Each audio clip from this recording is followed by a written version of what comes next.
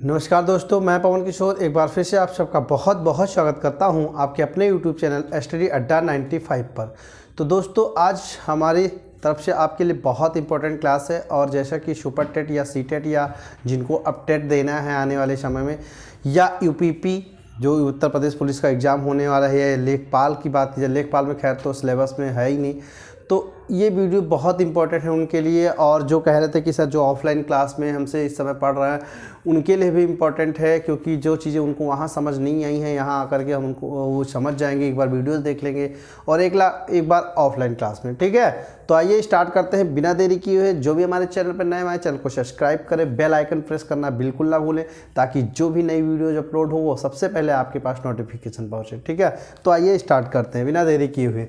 जी हाँ, हम पढ़ने वाले हिंदी में आज हम ऐसे पार्ट को उठाएंगे जिन पार्ट में हमको दो तीन चीज़ें देखना होता है। एक होता है अलंकार, एक होता है रस और एक होता है छंद। ठीक है, एक होता है अलंकार, एक होता है रस और एक होता है छंद। इन तीनों में क्या अंतर है और क्या डिफरेंट है मैं इस वीडियो में पूरा बताऊंगा।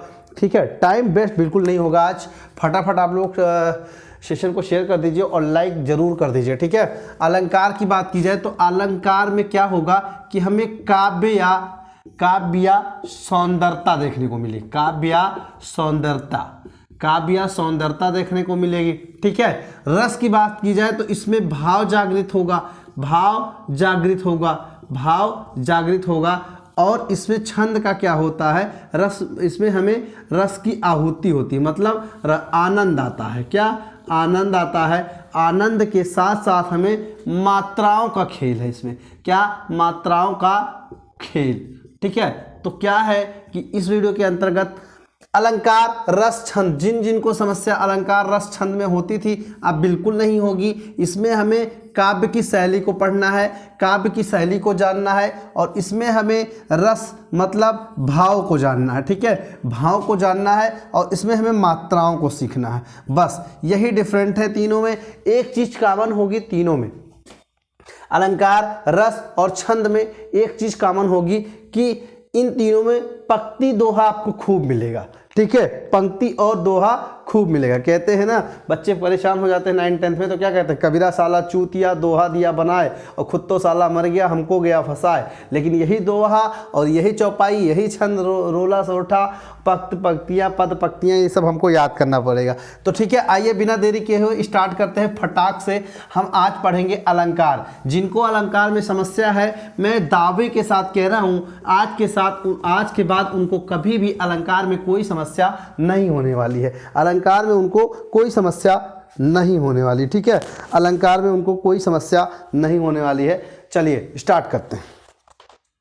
अलंकार क्या होता है? ठीक है, अलंकार होता है अलम प्लस कार। ठीक, अलम का अर्थ होता है आभूषण। ठीक, और कार का मतलब होता है साज सज्जा या सजावट करने वाला,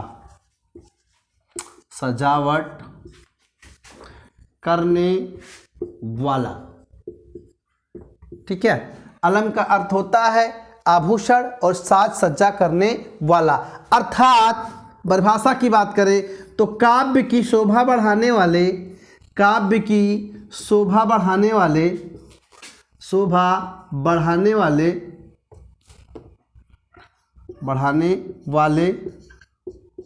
तत्वों को अलंकार कहते हैं। तत्वों को अलंकार कहते हैं। ठीक है, या ऐसा भी कह सकते हो कि काव्य शास्त्र में बात करें इनके पुस्तक की, जी हाँ, इनके पुस्तक की बात करें तो पुस्तक का नाम है काव्य शास्त्र। बात करें संस्थापक की तो संस्थापक कौन है?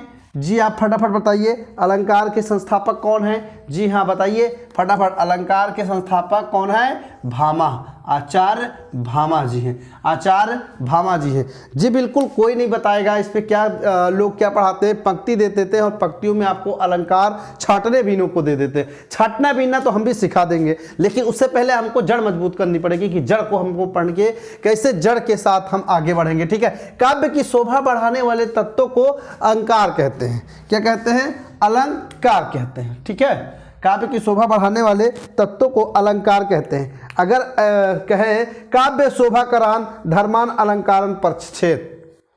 ठीक है, तो इतना नोट कर लिया, आगे बढ़ें।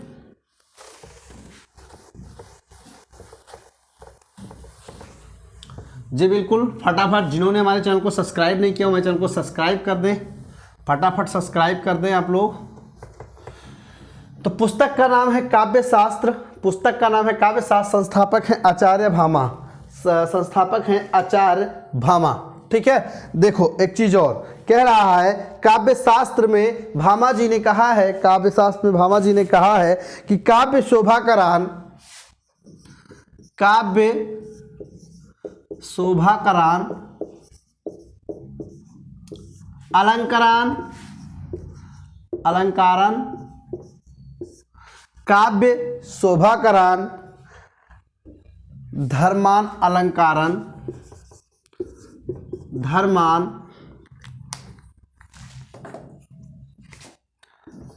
धर्मान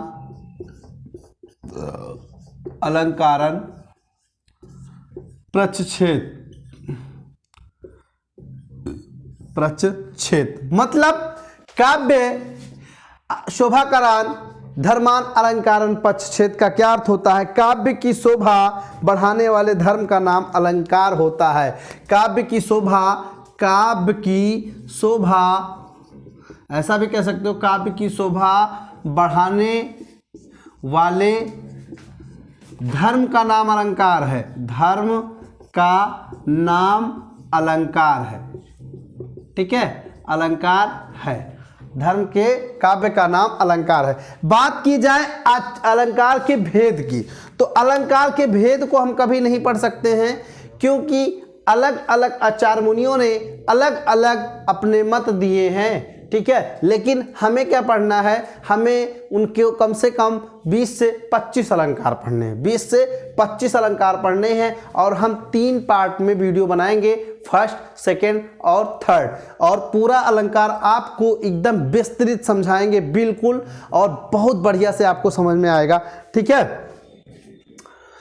तो काव्य शोभा करान धर्मान अलंकारन परच्छेद, काव्य की शोभा बढ़ाने वाले धर्म का नाम अलंकार है। मतलब सिया मुख सुंदर चंद्र समाना, अगर इसमें कहा जाए कि अलंकार कहाँ है, तो सीता जी के मुख किसके समान तुलना की जा रही? चंद्रमा के समान। तो धर्म क्या हो गया? धर्म हो गया चंद्रमा। ठीक है, वो अलग की बात है कि अगर पूछा जाए सिया मुख सुंदर चंद्र समाना में कौन सा अलंकार है, तो वहां उपमा अलंकार हो जाएगा। सिया मुख सुंदर चंद्र समाना आपका उपमा अलंकार हो जाएगा।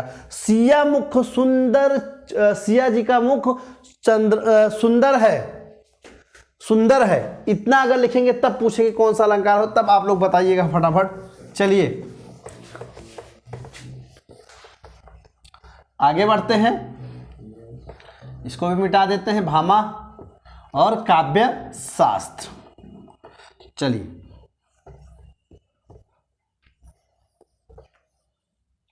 आगे बढ़ते हैं। हमने कहा कि अलंकार के भेद, अगर हम बात करें भेद की, तो जो भेद है वो अलग अलग मुनियों ने अलग अलग दिया है। जैसे आचार्य मुनियों ने अलग अपने मत अलग अलग दिए हैं। आचार्य मुनि ने अपने मत, अपने अपने मत अलग अलग दिए हैं, अलग अलग दिए हैं। ठीक है, कैसे आचार्य मुनियों ने अपने मत अलग कैसे कैसे दिए बताइए। जैसे कि कोई मुनि है आचार दांडी, आचार दांडी, आचार दांडी, आचार दांडी के अनुसार अलंकार की संख्या, फिर आचार उद्भट के अनुसार अलंकारों की संख्या, फिर अगर बात की जाए अलंकार आचार वामन, आचार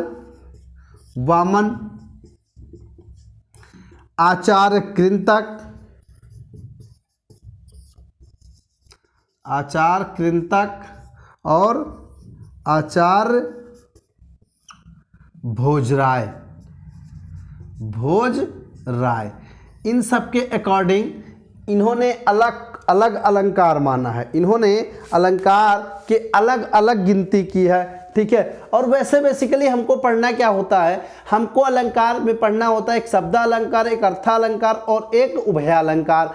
अगर अर्थालंकार की बात करें तो अर्थालंकार के अंतर्गत 5 अलंकार आते हैं, ठीक है। अर्थालंकार के अंतर्गत 5 अलंकार आते हैं। 5 अलंकार में देखा जाए तो अनुप्रास के पास 5 आ जाते हैं, ठीक। तो कितने अलंकार हो गए, शब्दालंकार में 10 अलंकार, और बात करें अर्थालंकार में तो अर्थालंकार में हमसे 10 से 12 हमको पढ़ना होगा। उपमा, रूपक, उत्प्रेक्षा, ये 3 बहुत इंपॉर्टेंट है। भ्रांतिमान, उल्लेख, संदेश, विभावना, अतिशयोक्ति और मानवीकरण, विभावना और प्रदीप, दीपक, इन सबको मिलाकर के हमें कम से कम कितने 10 से 12 पढ़ने, ठीक है। तो आइए आचार दांडी के अनुसार अगर कभी पूछ ले क्वेश्चन में कि आचार दांडी के अनुसार कुल अलंकारों की कितनी संख्या है, तो आप लोग कितना बताओगे, 39, कितने 39। आचार उद्भट के अनुसार कितने हैं, तो 41। आचार वामन के अनुसार कितने हैं, आचार्य वामन के अनुसार कितने हैं, तो 72। आचार कृंतक के अनुसार कितने हैं, आचार कृंतक के अनुसार 32 और आचार भोजराय के अनुसार कितने हैं, 20, ठीक है। तो अब बात करें कि अगर आपसे कभी पूछ लेगा कि आचार दांडी के अनुसार अलंकारों की कुल संख्या कितनी है, तो आप क्या बताओगे कि आचार दांडी के अनुसार 39 है, आचार उद्भट के अनुसार 41 है, आचार वामन के अनुसार 72 है और आचार कृंतक के अनुसार 32 है, आचार भोजराय के अनुसार 20 है। अब तक किसी यूट्यूबर ने आपको ये नहीं बताया होगा, फटाफट आप लोग इसको अगर नोट डाउन करना चाहें तो नोट डाउन कर लीजिए। और अगर बात करें दूसरी कि सब अलंकार होते कितने प्रकार के हैं, अलंकार के भेद कितने होते हैं, और भेद की बात की जाए तो भेद 2 होते हैं, भेद 3 होते हैं, ठीक है। पहला शब्दालंकार,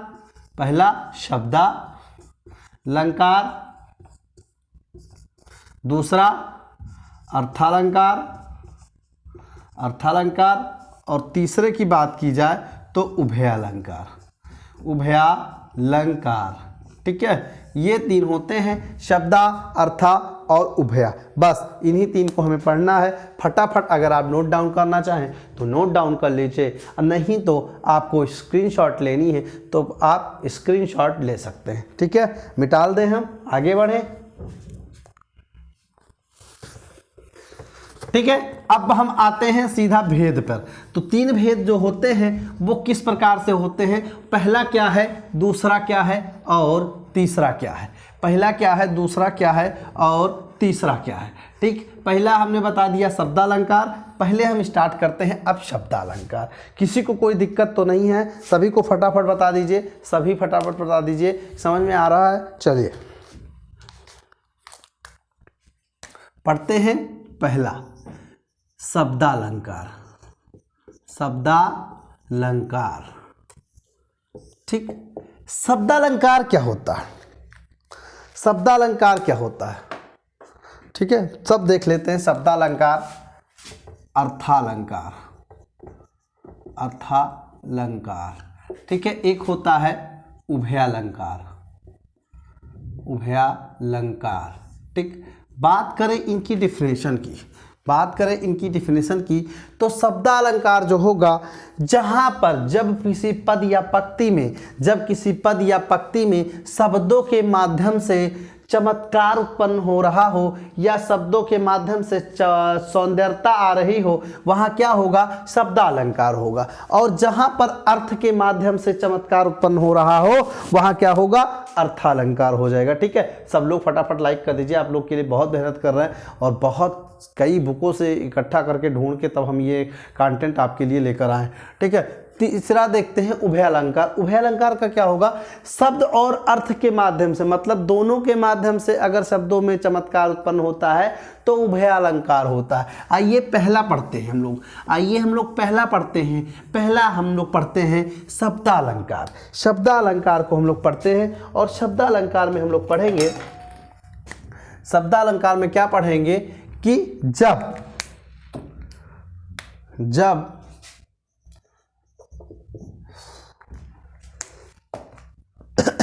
किसी पद या पंक्ति में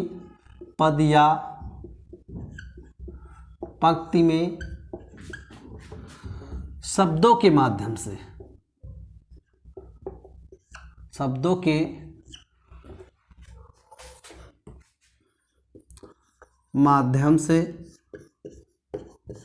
चमत्कार उत्पन्न हो तो शब्दालंकार होता है। ठीक है, शब्दालंकार होता है।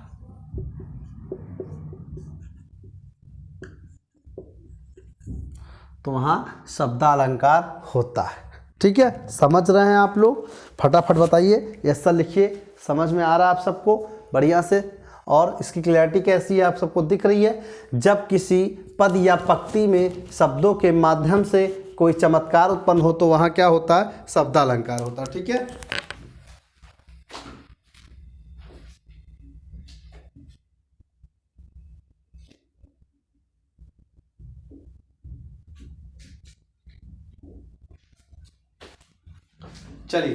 चलिए आगे कंटिन्यू करते हैं।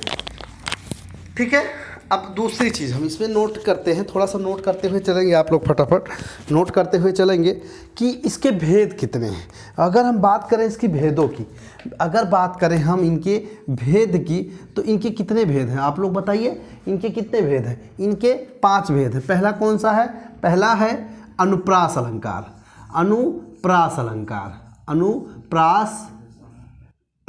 पहला अनुप्रास, दूसरा यमक, तीसरा श्लेष और चौथा वक्रोक्ति और पांचवा विप्सा। ठीक है, पांचवा विप्सा। पहला होता है अनुप्रास अलंकार, दूसरा होता है यमक अलंकार, तीसरा होता है श्लेष अलंकार और चौथा होता है वक्रोक्ति अलंकार और पांचवा होता है विप्सा अलंकार। ये तो बहुत आसान है, शब्दालंकार बहुत आसान है। दिक्कत कहाँ आती है, दिक्कत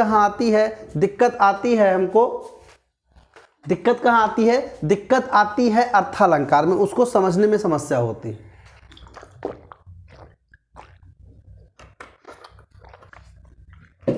ठीक है, समझने में समस्या होती है। मैं ऐसा समझाऊंगा आपको कि ना तो अनुप्रास में दिक्कत होगी, ना यमक में दिक्कत होगी और ना श्लेष में दिक्कत होगी। इसमें पांचों में क्या है, अनुप्रास अलंकार किसे कहते हैं। ठीक है, जहां किसी पद या पंक्ति में वर्णों की आवृत्ति बार बार हो, जैसे तरन तंजा तट तमाल तरवर बहुछाई। ठीक है, रघुपति राघव राजा राम पतित पावन सीताराम। ठीक, तो मुदित महीपत मंदिर आए, सेवक सचिव सुमंत बुलाए।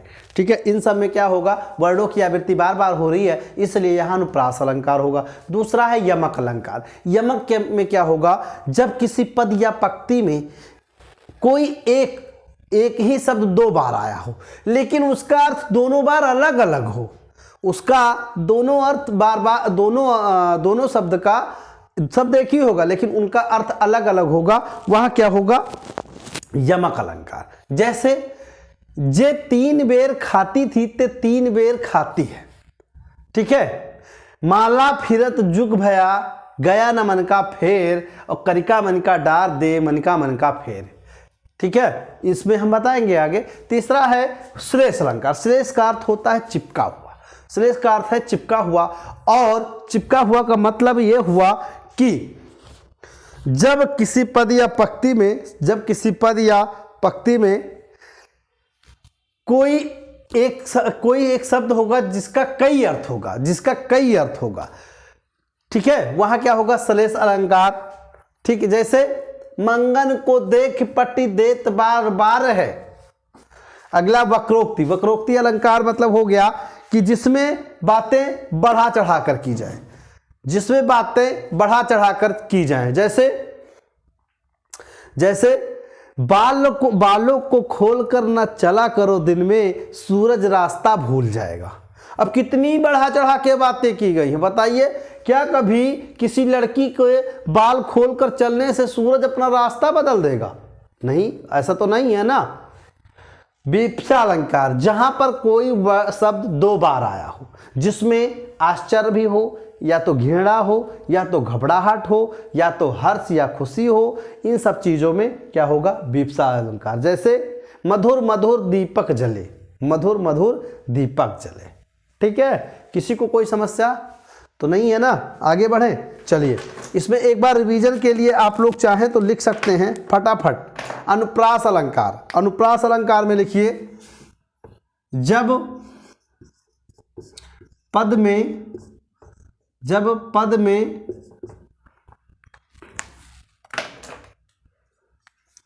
वर्ण की आवृत्ति बार बार हो, वर्ण की आवृत्ति बार बार हो, आवृत्ति बार बार हो,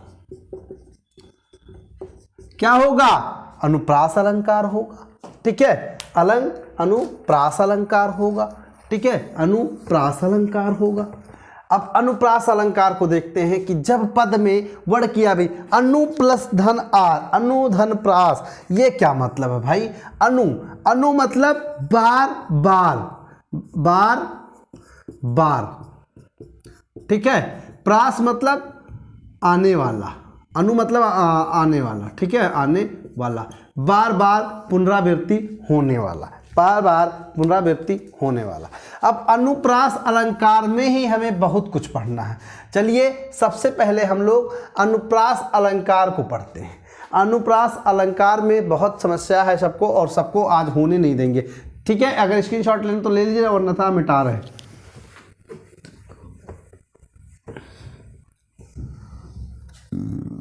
चलिए देखते हैं अनुप्रास अलंकार। अनुप्रास अलंकार के भेद। अलंकार, सबसे पहले अनुप्रास अलंकार देख लेते हैं और समझने की कोशिश करते हैं। अलंकार में क्या है, सबसे पहले तो यही देखेंगे, चारुचंद की चंचल किरणें। चारुचंद की, पहला उदाहरण है कि चारुचंद की चंचल किरणें, चंचल किरणें, चंचल किरणें, चारुचंद की चंचल किरणें। ठीक है, इसमें देखेंगे दूसरा क्या है, दूसरा दोहा देखते हैं, तरनी तनुजा, तरनी तनुजा, तट तमाल तरुवर, तरुवर, बहुछाई, बहुछाई, तरनी तंजा। तक देखिए, हमारे पास स्मार्ट बोर्ड तो नहीं है कि उंगलियां सरकाते जाएं, आपको बताते जाएं, लेकिन हम लगातार मेहनत कर रहे हैं आपके साथ, और अगर आप भी साथ देंगे तो किसी दिन स्मार्ट बोर्ड भी होगा। ठीक है, तरन तंजा, तट तमाल तरवर, मुदित महीपति मंदिर आए, मुदित महीपति मंदिर आए। ठीक है, सेवक सचिव सुमंत बुलाए, सेवक सचिव सुमंत बुलाए,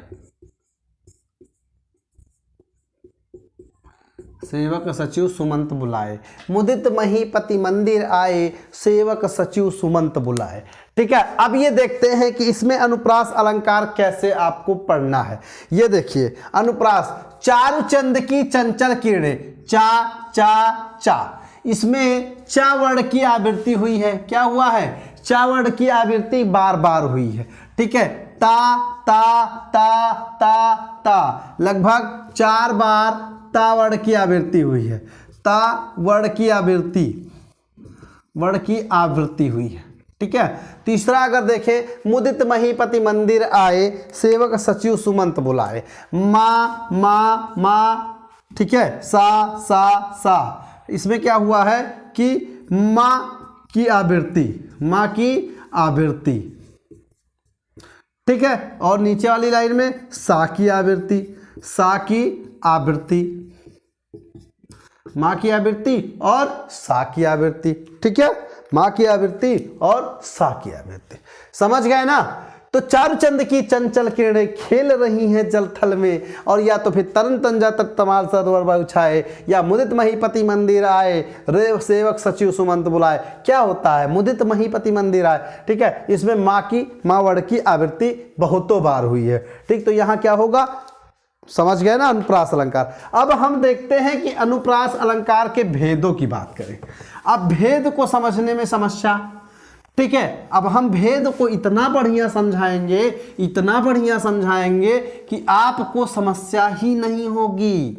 जी हाँ, बिल्कुल आपको समस्या नहीं होने देंगे। अलंकार के भेद देखते हैं। कितने भेद हैं? अनुप्रास अलंकार की कितने भेद हैं? 5 भेद हैं। 1 2 3 4 और 5। ठीक है, 1 2 3 4 5। 1 नंबर पे क्या है? हम पढ़ेंगे छेकानुप्रास। ठीक है, छेकानुप्रास। फिर वृत्यानुप्रास। फिर तीसरा क्या पढ़ेंगे? तीसरा लाटानुप्रास। फिर श्रुत्यानुप्रास और अगला अनंत्यानुप्रास।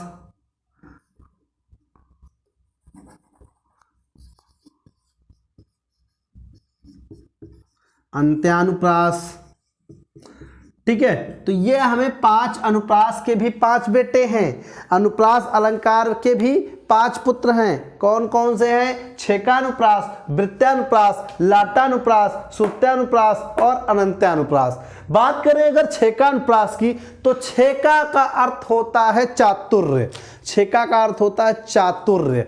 मतलब छेकानुप्रास में कोई एक वर्ण 2 बार आएगा और क्रमशः आएगा। 2 बार आएगा या क्रमशः आएगा तो क्या होगा? जब कोई वर्ण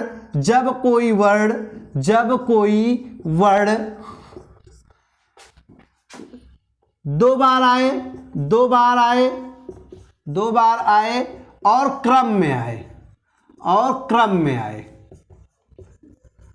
बस छेका में कुछ नहीं करना है। जब कोई वर्ण 2 बार आता है और वह लगातार क्रम में आता है तो वहां क्या होता है? छेकानुप्रास। ठीक है, जैसे इस करुण कलित हृदय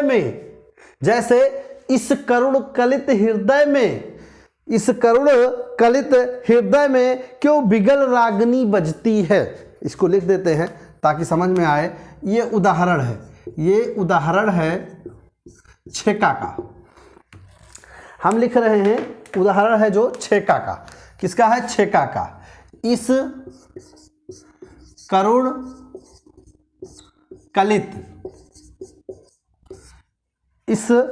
करुण कलित हृदय में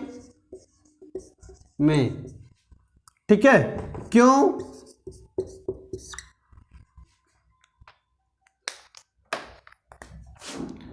क्यों बिकल रागनी बजती है। क्यों?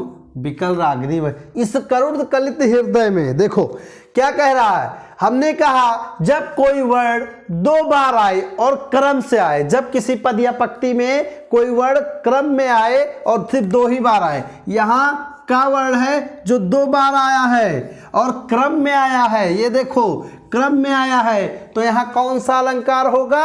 छेकानुप्रास। कौन सा अलंकार होगा? छेकानुप्रास। कौन सा? छेकानुप्रास। अब अनुप्रास के पुत्र पहले पुत्र का नाम छेकानुप्रास है, उनके बारे में मैंने बता दिया है, ठीक है, उनके पांचों पुत्रों के नाम बता दिए हैं। अब हम दूसरा देख लेते हैं, वृत्यानुप्रास। दूसरा देखते हैं हम लोग वृत्यानुप्रास, ठीक है, वृत्यानुप्रास आसानी से भी समझ लेंगे। वृत्यानुप्रास, जब किसी पद या पंक्ति में, समझेंगे, जब किसी पद या पंक्ति में, जब किसी पद या पंक्ति में एक ही वर्ड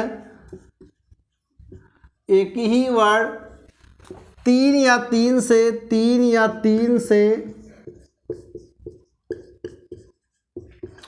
अधिक बार आए, ठीक, तीन या तीन से अधिक बार आए। कैसे? देखो, जब ऑप्शन में देखो एक दोहा है, तरन तनुजा तट तमाल तरुवर बहुछाए, अगर इस दोहे को पूछा जाए इसमें कौन सा अलंकार है, तो आप लोग वृत्यानुप्रास अलंकार बताएंगे। कौन सा अलंकार बताएंगे? वृत्यानुप्रास अलंकार बताएंगे। और अगर ऑप्शन में अनुप्रास अलंकार है, तो जब पिताजी हैं तो बेटे का क्या काम, तो आपको पिताजी के साथ जाना है, ठीक है। तरन तंजा तट तमाल तरुवर बहुछाए, उदाहरण है ये तरन तनुजा तरन तंजा तट तमाल तरुवर बहुछाए, ठीक है, तट तमाल तरुवर बहुछाए। अब इसमें मैंने कहा था तीन से या तीन से अधिक बार, समझिएगा, ता मतलब तीन से अधिक बार आया है, तो यहां क्या होगा? वृत्यानुप्रास। क्या हो जाएगा? वृत्यानुप्रास। समन सकल भव रोज परिवारु।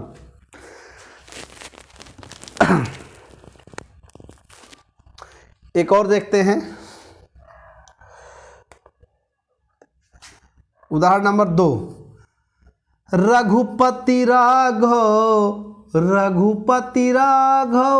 राजा राम, रघुपति राघव राजा राम, रघुपति राघव राजा राम, पतित पावन सीताराम। अब इसमें देख लेते हैं कि रा की आवृत्ति की बात की जाए तो 3 बार हुई है। तो अगर रा की आवृत्ति, किसी वर्ड की आवृत्ति 3 बार हुई है, तो क्या होगा? श्रुत्यानुप्रास। किसी को कोई डाउट? फटाफट, किसी को कोई डाउट, किसी को कोई शंका अगर है तो बताइए, ठीक है, अगर किसी को कोई शंका है तो बताइए। मिटाल दे, चलो मिटाल देते हैं। अब वृत्यानुप्रास भी हो गया, अब लाटानुप्रास। अब अगला लाटानुप्रास। अब लाटा में कुछ नहीं रखा है भैया, लाटानुप्रास में कुछ नहीं रखा है। जहां पर पंक्ति का दोहराव हो, जहां पर पंक्ति का दोहराव, लाटानुप्रास। लाट का अर्थ होता है समूह, ठीक है, लाटा का अर्थ होता है समूह। तो समूह ही दोहराव हो जाएगा, जब कभी किसी पद या पंक्ति में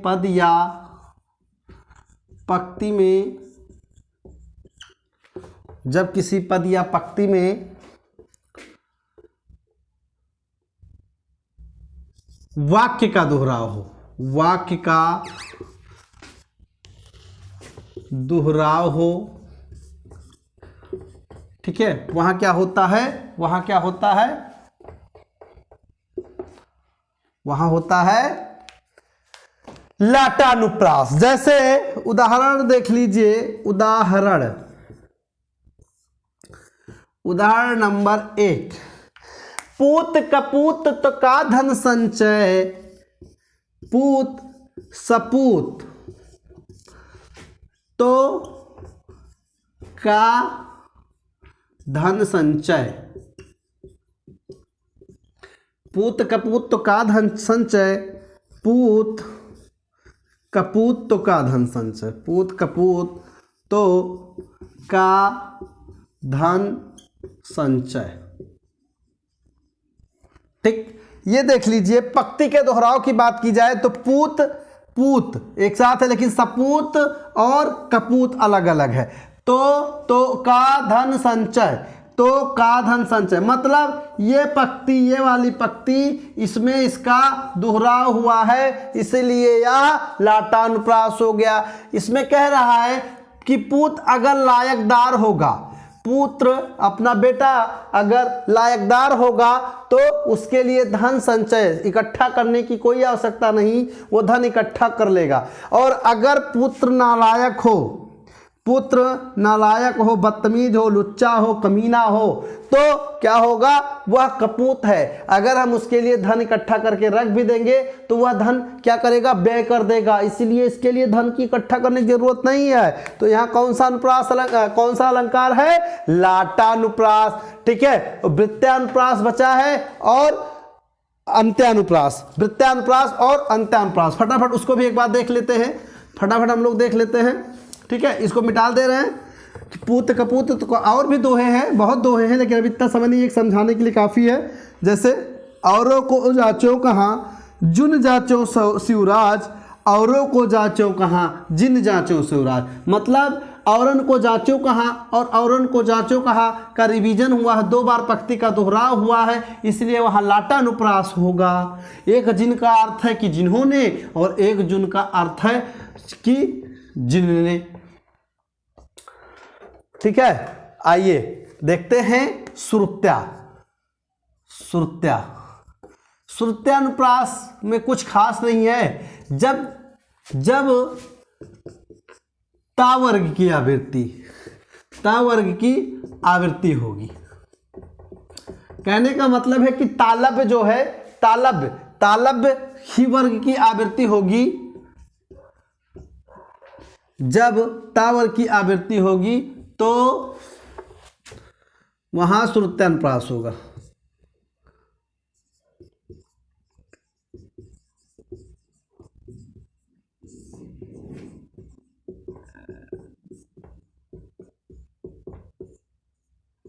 ठीक है, कैसे, आप बताओ कैसे।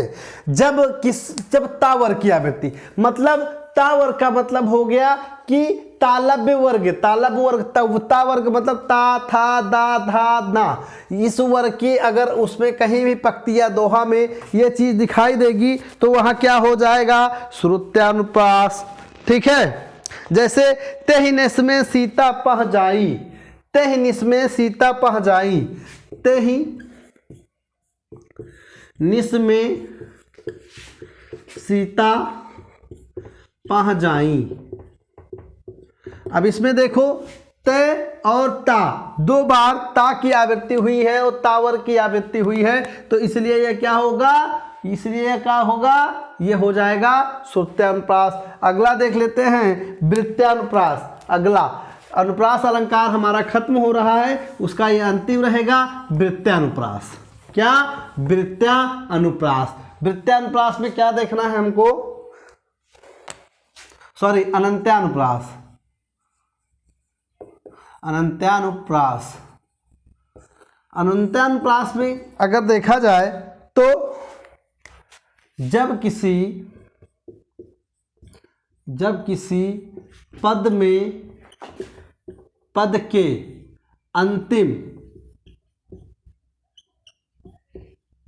अंतिम वर्ण की आवृत्ति हो, की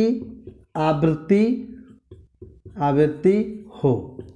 ठीक है, कैसे आवृत्ति हो अंत्यानुप्रास में, कैसे, जैसे ढोल गंवार, उदाहरण नंबर 1 लिखेंगे, ढोल गंवार शूद्र पशु नारी। ढोल गंवार शूद्र मतलब अनुसूचित जाति और जनजाति। ढोल गंवार शूद्र पशु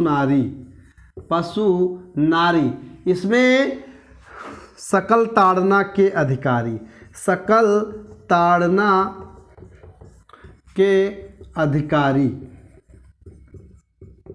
इसमें साफ साफ कहा गया है, जबकि ये गलत है कहना कि ढोल, जिस प्रकार ढोल को पीटा जाता है, गंवार को पीटा जाता है, शूद्र मतलब अनुसूचित जाति और पिछड़ी जाति और जनजाति को पीटा जाता है, पशु पीटने के समान होता है, नारी को भी पीटने के समान बताया है। सकल ताड़ना के अधिकारी मतलब ये सकल ताड़ना, किसी के ताड़ने मारने के अधिकारी होते हैं, जबकि ये बिल्कुल गलत है। पशु, शूद्र और चलो ढोल को कह दिया तो समझ में आता है, लेकिन इसमें शूद्र को भी कहा गया है, अनुसूचित जाति, जनजाति और पिछड़ी वर्ग के लोग को इसमें शूद्र माना जाता है। ठीक है, तो ढोल गंवार शूद्र पशु नारी और सकल ताड़ना के अधिकारी। अब इसमें कहा गया साफ साफ, ये देखिए रावण की आवृत्ति दोनों में लगातार हो गई है, इसलिए यह क्या हो गया है,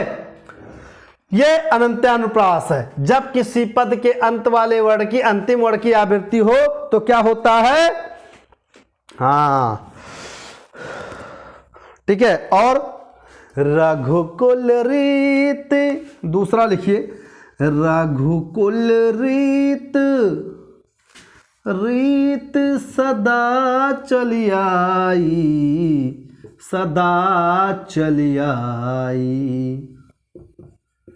प्राण जाई पर बचन न जाई। अब देख लो इसमें फटाफट, रघुकुल रीत सदा चली आई, प्राण जाए पर बचन न जाई। अब इसमें देखो इन ई का 2 बार रिवीजन हुआ है, तो ये क्या हुआ हमारा अनंत्यानुप्रास। ठीक है, तो ये आज की क्लास रही अलंकार की, और अलंकार में हमने आपको अनुप्रास में शब्द अलंकार को अच्छे से पढ़ा दिया है, एक उदाहरण भी करा दिया है, तो आप लोग अच्छे से पढ़ लीजिएगा। अगली क्लास में हम स्टार्ट करेंगे यमक अलंकार, फिर श्लेष अलंकार, और फिर वक्रोक्ति, फिर विवक्षा, फिर हम चलेंगे अर्थालंकार पे, उपमा के बाद रूपक, उत्प्रेक्षा और भ्रांतिमान में रस्सी है या सांप, और सारी बिच नारी है कि नारी बिच सारी है कि सारी की ही नारी है कि नारी की ही सारी है, इन सबको पढ़ेंगे। ठीक है, तो फिलहाल इस वीडियो को फटाफट सब लोग शेयर कर दीजिए। जो हमारे चैनल पर नए हैं, चैनल को सब्सक्राइब जरूर करें और बेल आइकन प्रेस कर दें, ताकि कोई भी वीडियो हम बनाएं तो आप तक नोटिफिकेशन जरूर पहुंचे। Thank you so much for watching this video.